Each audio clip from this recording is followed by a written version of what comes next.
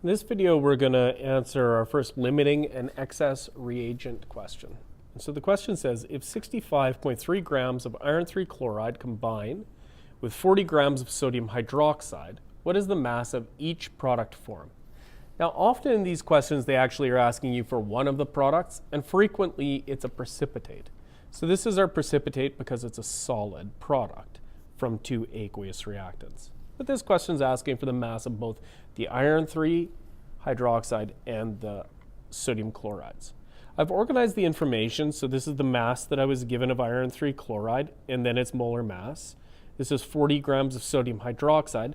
Pay attention that this molar mass ignores the coefficient, right? So when we're calculating those molar masses, the coefficient doesn't get included in the calculation.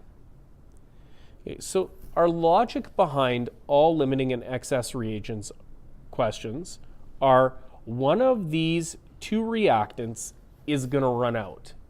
It's going to make less product than the other chemical, and so it's called the limiting reagent. Right now, I don't know which one it is. This is a smaller number, but it may not actually be the limiting reagent. This might be. We'll find out. So what I'm going to do is I'm going to calculate the amount of iron 3 hydroxide that is produced from iron 3 chloride. And so by calculating that mass of iron 3 hydroxide from iron 3 chloride, I'll be able to compare it to the amount of this that would be made from the other reactant. So first things first, I'm going to take my 65.3 grams of iron 3 chloride. I want that to become mole of iron 3 chloride. So 1 mole is 162.20 gram. And then I get 1 iron 3 hydroxide for every 1 iron 3 chloride. So now I've gone for the number of moles of iron 3 chloride. This converts it to a mole of iron 3 hydroxide. And so then I want to get the mass of iron 3 hydroxide, so I use its molar mass, 106.88 gram per mole. So I'll put this into my calculator. I've got 65.3 times 1 divided by 162.20, and then times 1 divided by 1, times 106.88 divided by 1. And so I get 43.0 gram of iron 3 hydroxide can be made from iron 3 chloride. Now I want to find the mass of iron 3 hydroxide if we did it from sodium hydroxide. And so now I'm going to use the 40.0 gram of of sodium hydroxide, get that to be mole, so it's 40.00 gram per 1 mole. That gives me the mole of sodium hydroxide. But I don't want sodium hydroxide, I want iron 3 hydroxide. And so I get 1 iron 3 hydroxide for 3 sodium hydroxides. So this gives me iron 3 hydroxide, and I'm going to use its molar mass to calculate the mass of the iron 3 hydroxide.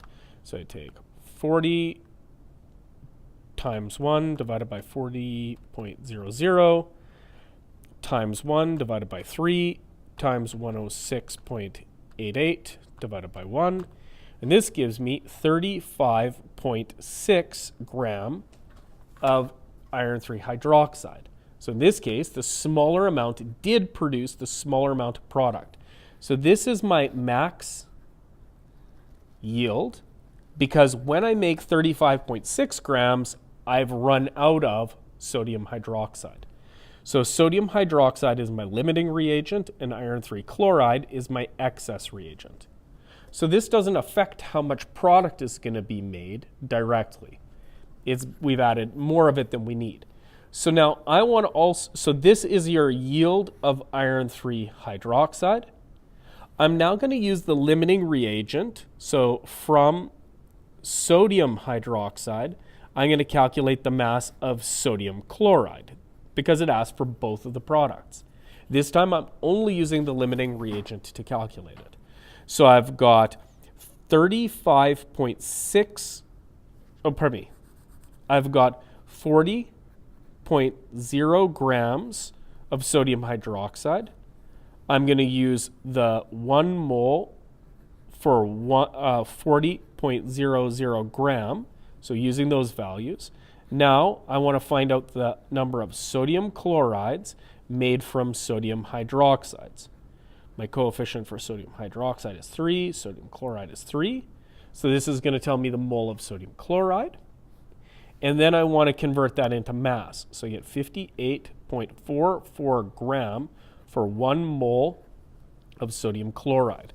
And when I do this, I'm going to find the mass of the sodium chloride that is produced. So I've got 40 times 1 divided by 40.00 times 3 divided by 3 times 58.44 divided by 1. And I get 58.4 grams of sodium chloride are made. And that's determined using the limiting reagent. So in general, our strategy is find the amount of product for one of the products from each of the reactants.